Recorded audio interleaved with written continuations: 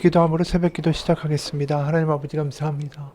오늘도 주 안에서 살아가는 하루 주님의 자비와 은혜를 맛보며 하나님의 살아계신 가운데에 하나님의 계획과 큰 비전을 가지고 살아가며 하나님의 나라를 이루기 위하여 살아가는 오늘 하루가 될 수 있도록 주님 인도하여 주옵소서. 예수님 이름 받들어 기도합니다. 아멘.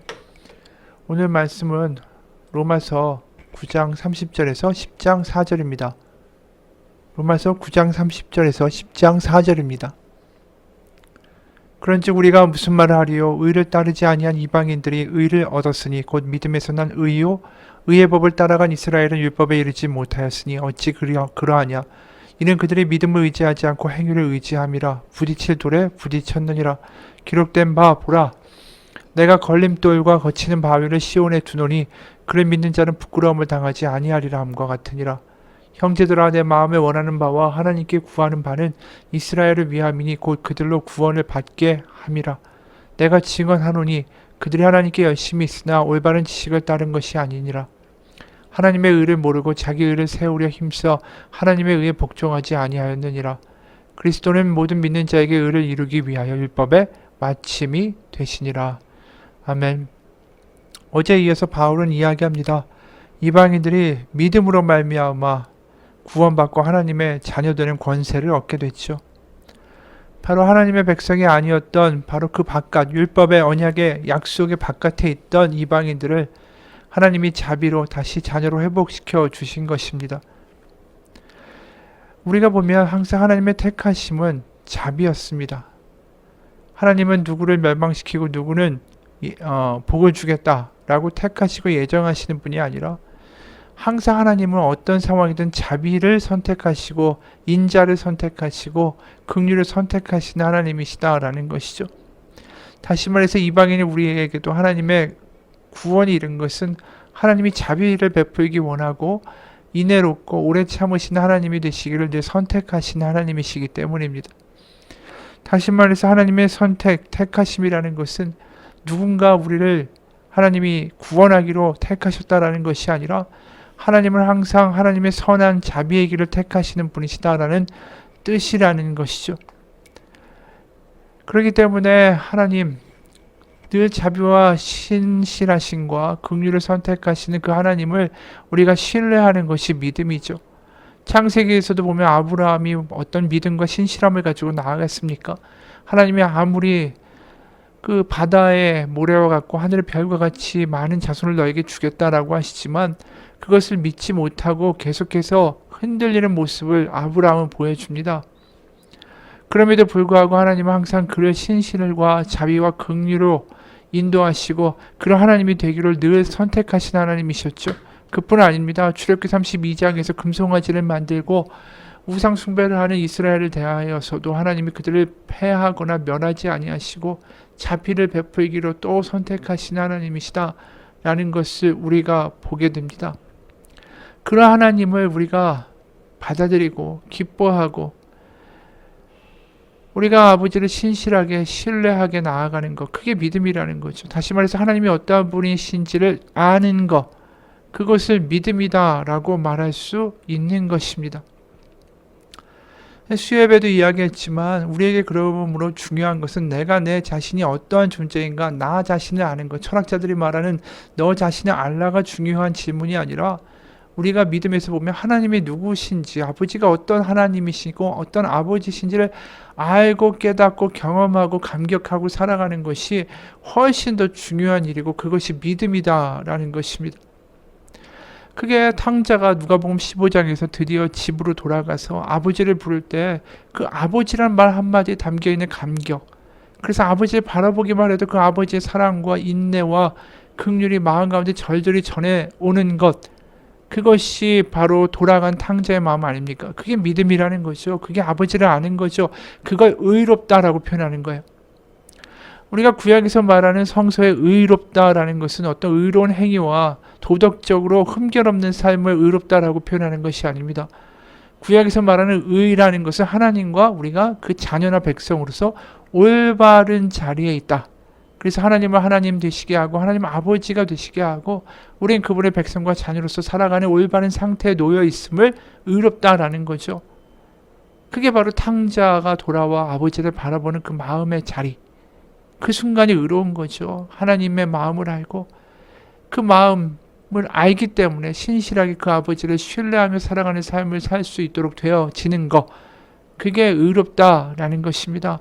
그래서 그것을 이루기 위하여 우리 가운데에 그 아들을 보내셔서 장자 맏아들을 보내셔서 우리를 다시 아버지의 집으로 아버지의 마음을 알게 하도록 예수님이 이 땅 가운데 오신 것이 아닙니까?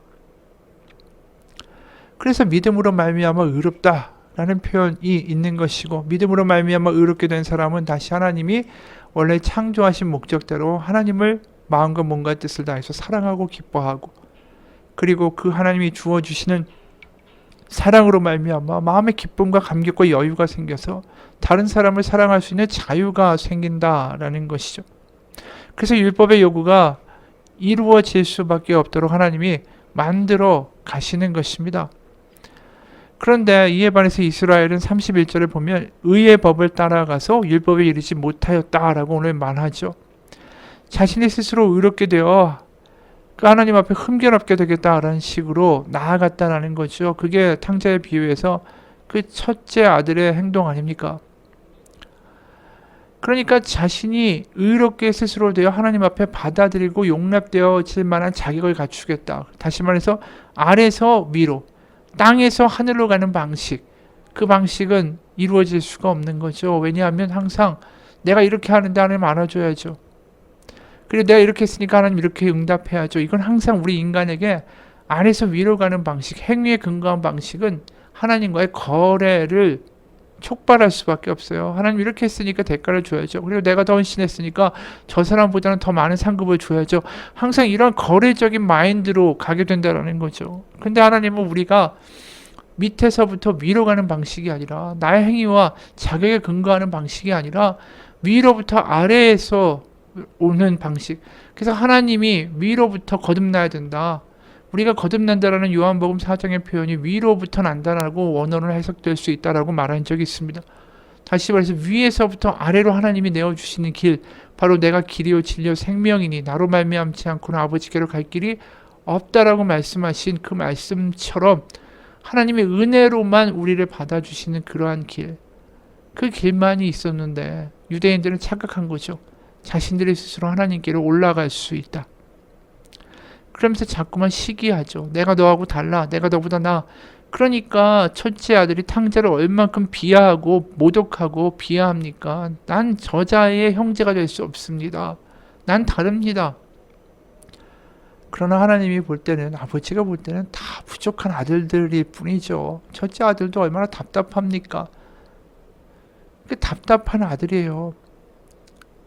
실제로 보면 이 첫째 아들이 아버지한테 뭐라고 이야기하냐면 누가복음 15장 29절 아버지께 대답하여 이르되 내가 여러 해 아버지를 섬겨 명을 어김이 없거늘 내게는 염소 새끼라도 주어 나와 내 벗으로 즐기게 하신 일이 없더니 아버지의 살림을 창녀들과 함께 삼켜버린 이 아들이 돌아오매 이를 위하여 살찐 송아지를 잡으셨나이다.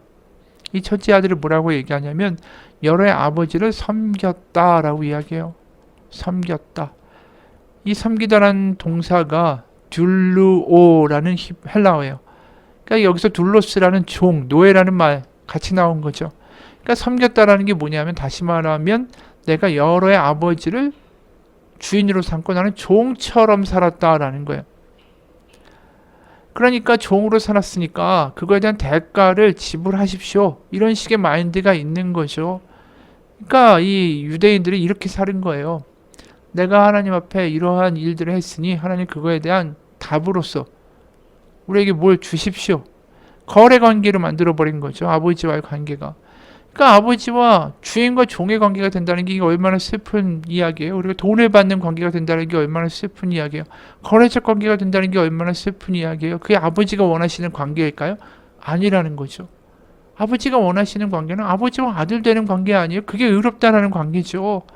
다시 에덴 동산에서 만드셨던 피조물의 그 친밀한 피조물과의 관계, 하나님을 기뻐하고 사랑하고 이웃을 사랑하는 그 공동체를 만들고자 하시는 하나님의 열망 가운데는 다시 우리를 하나님의 자녀로 그 친밀한 자리로 불러오시고자 하는 하나님의 열심이 있는 거예요. 그게 회복이고 새로운 창조라는 것이죠. 그런데 이렇게 거래적인 관계, 당신은 주인, 나는 종, 그리고 대가를 주십시오. 이런 식의 어떤 관계를 율법을 통해서 유대인들은 추구했다라는 거죠. 하지만 이걸 가지고 하나님과의 자녀의 관계가 도저히 이루어질 수 없는 거예요. 자신의 의의 법, 내가 그만한 대가를 받아야만 한다. 난 그만한 자격과 가치가 있다. 이런 식의 행동, 그래서 하나님께 불평하고 불신하고, 그러니까 하나님을 기뻐하고 이웃을 사랑하는 모습하고는 거리가 먼 방향으로 유대인들의 율법을 통해서 흘러갔다라는 거죠. 그래서 그러기 때문에 그들은 하나님의 사랑과 열심에 대하여, 아버지의 사랑에 대하여 관심이 없죠. 그저 자신이 한 것에 대한 대가만 지불해 주십시오라고 이야기하는 것입니다. 그러니까 33절 십자가와 같은 은혜에 거부하는 거죠. 기록된 바 보라, 내가 걸림돌과 거치는 바위를 시온에 두노니 그를 믿는 자는 부끄러움을 당하지 아니하리라 함과 같으니라. 그러니까 그 당시에 창기나 세리나 그야말로 행위나 자격으로는 아무 근거가 없는 이들을 하나님이 다 넌 하나님의 딸이야, 아브라함의 딸이야, 이런 식으로 이야기를 해버리는 것에 대해서 그들이 분노할 수밖에 없었던 거죠. 그러니까 은혜의 복음을 그들이 받아들일 수가 없었던 것입니다. 하지만 우리는 은혜의 복음 아니면 하나님께 나아갈 수 있는 길이 없죠. 하나님이 은혜를 베푸시고 먼저 사랑하셨기 때문에 나 같은 이를 품으시고 나 같은 자를 사랑하신 하나님, 그 하나님의 사랑과 긍휼에 대하여 우리가 반응하고 감격함으로 다시 탕자처럼 아버지의 집에 돌아가서 아버지를 기뻐할 수 있게 되는 거, 하나님이 그 방법을 통해서 우리를 구원하길 원하시는데 그게 아니라고 자꾸만 유대인들을 외친 거죠. 그래서 예수님도 여러 번 이야기를 하셨어요. 마태복음 21장 42, 46절에 예수께서 이르시되 너희가 성경의 건축자들이 버린 돌이 모퉁이의 머릿돌이 되었나니 이것은 주로 말미암아 된 것이요 우리 눈에 기이하다 함을 읽어본 일이 없느냐. 그러므로 내가 너에게 이르노니 하나님의 나라를 너희는 빼앗기고 그 나라의 열매 맺는 백성이 받으리라. 이 돌 위에 떨어지는 자는 깨지겠고 이 돌이 사람 위에 떨어지면 그를 가루로 만들어 흩으리라 하시니, 대제사장들과 바리새인들이 예수의 비유를 듣고 자기를 가리켜 말씀하신 줄을 알고 잡고자 하나 무리를 무서워하니 이는 그들이 예수를 선지자로 알미었더라. 그렇죠. 율법을 지킨다고 하면서 예수님을 거부한 거예요. 십자가가 또 예수님이 걸림돌이 된 거죠. 은혜의 복음이 용납이 안 되는 거예요. 자신들의 자격과 품격과 행실을 생각하면 내가 저런 어떻게 보면 저열한 자들과 같이 할 수 없다. 그러니까 그들이 하나님의 나라를 빼앗겼다라는 거죠. 그것은 다른 이들에게 하나님의 은혜 아니면 안 된다라고 말하는, 바로 탕자와 같은 이들에게 하나님의 은혜의 잔치가 열려버리고 말았다라는 거죠. 그래서 오늘 1절도 마찬가지, 형제들아 내 마음에 원하는 바와 하나님께 구하는 바는 이스라엘을 위함이니 곧 그들로 구원을 받게 함이라. 첫째 아들과 같은 이스라엘이 좀 돌아올 수 있도록 내가 구한다라는 거예요. 그래서 2절, 내가 증언하노니 그들이 하나님께 열심히 있으나 올바른 지식을 따른 것이 아니니라. 그렇죠. 잘못된 율법의 해석을 따라가며 하나님을 향하여 간다라고 하지만 사실상은 자신의 의를 세우는 일에 집중하고 있다라는 거죠. 3절, 하나님의 의를 모르고 자기의 의를 세우려고 힘써 하나님의 의에 복종하지 아니하였느니라. 그냥 복종하지 않는 게 아니에요. 힘써서 복종하지 않았다라는 거죠. 은혜로 들어가는 하나님의 자녀됨의 자리, 그 복의 자리를 박차고 거부하고, 그래서 4절에 그리스도는 모든 믿는 자에게 의를 이루기 위하여 율법의 마침이 되시니라. 다시 한번 분명히 이야기하죠. 그리스도를 통해서만 율법을 성취할 수 있다. 율법의 핵심 뭡니까? 하나님 사랑, 이웃 사랑. 그것을 할 수 있는 것은 바로 그리스도를 믿는 자, 바로 우리를 아버지의 집으로 데려가기 위하여 탕자 같은 우리의 손을 잡고 돌아가자, 아버지 기다리신다, 그렇게 오신 예수님을 믿는 사람은 결국 아버지 집에 돌아가 탕자처럼 하나님을 기뻐하고 아버지를 기뻐하고 그 아버지가 부어준 정말 바다와 같은 사랑 때문에 이웃 사람들을 격려하고 위로하고 회복시킬 수 있는 하나님의 율법을 성취하는 사람이 될 수밖에 없다라는 거죠. 그래서 예수님도 스스로 이렇게 말씀하셨어요. 마태복음 5장 17절 18절, 내가 율법이나 선지자를 폐하러 온 줄로 생각하지 말라. 폐하러 온 게 아니라 완전하게 하려 함이라. 진실로 너에게 이르노니 천지가 없어지기 전에는 율법의 1.1획도 결코 없어지지 아니하고 다 이루리라. 결국 예수님을 통하여 다 이루어지는 거죠. 의로운 관계가 되는 거죠. 우리가 하나님의 자녀가 되는 거죠. 그래서 하나님 사랑, 이웃 사랑이 되는 그 모습이 우리 가운데 이루어질 수 있게 되는 거죠. 바로 우리가 예수님을 통하여 얻게 되는 가장 큰 선물은 뭐냐 하면 하나님과 친밀해지는 것입니다. 하나님이 아버지가 되는 게 너무 감격스럽게 느껴지고, 그래서 하나님의 말씀을 따라 사는 것이 이게 부담이 아니라 은혜라고 말할 수 있게 되는 하나님의 자녀의 자리로 가는 거예요. 탕자도 그러지 않았을까요? 아버지가 이렇게 해라 저렇게 해라 집을 뛰쳐나가기 전에는 그게 그렇게 귀찮고 이게 무슨 말이야 이런 거 왜 시켜 이렇게 하지만, 나중에 돌아가서 어땠겠어요? 아버지가 이렇게 말한 게 이게 다 나를 위해서 한 말이었구나. 이게 다 나에게 보약이 되는 말씀이었구나. 그렇지, 맞아, 이렇게 살아야 돼, 이렇게 변하지 않았을까요? 그게 구원이라는 거예요. 그래서 에스겔 36장 26, 27절에 또 새 영을 너희 속에 두고 새 마음을 너희에게 주되 너희 육신에서 굳은 마음을 제거하고 부드러운 마음을 줄 것이며, 이게 탕자에게 일어난 일이죠. 굳은 마음, 아버지를 무시하고 아버지를 미워하던 마음에서 부드러운 마음이 되고, 27절 또 내 영을 너희 속에 두어 너희로 새 율례를 행하게 하리니 너희가 내 규례를 지켜 행할지라. 하나님의 말씀을 알아듣고 지킬 만한 마음이 생겼다라는 거 아니겠어요? 바로 성령이 우리 가운데 오셔서 하는 게 뭡니까? 우리가 로마서에서 이미 봤잖아요.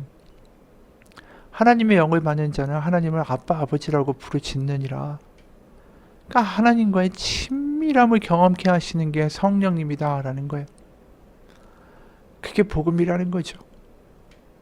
우리가 탕자처럼 아버지 집에 돌아가 그 아버지 집에 거할 수 있다라는 게, 항상 우리가 돌아갈 수 있는 집이 있다라는 게, 우리가 어떤 상황이든 간에 하나님의 은혜가 멈추지 않는다는 게 얼마나 큰 복음인가. 아무도 우리를 받아주지 않아도 우리를 어떤 상황에도 받아주시고 자녀라 불러주시는 아버지가 있다는 게 얼마나 큰 복인가. 영국의 어떤 목사님 한 분이 불치의 병을 앓게 됐습니다. 근데 어떤 사람이 자신이 예수님께 능력을 받았다, 치유의 은사가 있다, 헌금을 하면 고쳐주겠다 라고 말했습니다. 그때 그 존경받는 목사님이 이렇게 말했어요. 당신에게 예수님의 능력이 있다고요? 그렇다면 당신의 손을 내게 보여주십시오. 당신 손에 못자국이 있나 보고 싶습니다. 당신 옆구리에 창에 찔린 상처가 있나 보고 싶습니다. 내가 사랑하는 주님은 나를 위해 못자국을 남기셨습니다. 나를 위해 상처받은 그 주님이 아니고는 아무도 나를 치료할 수 없습니다. 희생이 없는 사랑을 말하지 마십시오. 그렇죠. 우리를 살리기 위해서 십자가에 못 박히고 옆구리에 창이 찔린 그 예수님 아니고서는 우리를 고칠 수 있는 그 어떤 것도 없다라는 거죠. 돈만 바라고 내가 예수의 능력이다 이렇게 말하는 모든 이들은 가짜라는 거예요. 그러면서 이분이 이렇게 얘기하는 거죠. 예수님은 부활하신 후에도 그 손에 못자국을 가지고 계십니다. 그 못자국 난 손이 지금도 우리를 굳게 잡아주십니다. 결코 우리를 혼자 두지 않으십니다. 설사 두려움 속에 우리가 머문다 할지라도 주님 지금도 말씀하실 겁니다. 걱정하지 마라. 내 손을 보렴. 너를 위해 못 박히고 지금도 내 속에 있는 이 못자국을 보렴. 이 손을 보고 너를 나에게 던져. 내가 받아줄 거야. 그 주님의 못자국 난 손이 우리에게 지금도 말합니다. 우리가 돌아갈 수 있는 곳이 있다. 우리가 돌아갈 수 있는 곳이 있다. 같이 기도하겠습니다. 하나님 아버지, 우리에게는 은혜뿐입니다. 은혜로 시작해서 은혜로 끝나는 인생입니다. 우리의 믿음이 바로 하나님 아버지를 알고 아버지 안에 거하고 아버지를 기뻐하고 아버지로 만족하고 아버지의 자녀로 살아가는 행복을 누리며 살아가는 자녀다운 삶을 살게 하여 주옵소서. 그 삶 가운데 하나님의 복을 흘려보내는 하나님의 자녀가 되고 하나님의 비전을 성취하며 나아가는 하나님의 용사가 되고 하나님을 세상 가운데 기쁨으로 선포할 수 있는 전도의 사역을 하는 하나님의 자녀가 되어 살아갈 수 있도록 주님 인도하여 주옵소서. 예수님 이름 받들어 기도합니다. 아멘. 하늘에 계신 우리 아버지의 이름을 거룩하게 하시며 아버지의 나라가 오게 하시며 아버지의 뜻이 하늘에서와 같이 땅에서도 이루어지게 하소서. 오늘 우리에게 일용할 양식을 주시고 우리가 우리에게 잘못한 사람을 용서하여 준 것 같이 우리 죄를 용서하여 주시고 우리를 시험에 빠지지 않게 하시고 악에서 구하소서. 나라와 권능과 영광이 영원히 아버지의 것입니다. 아멘.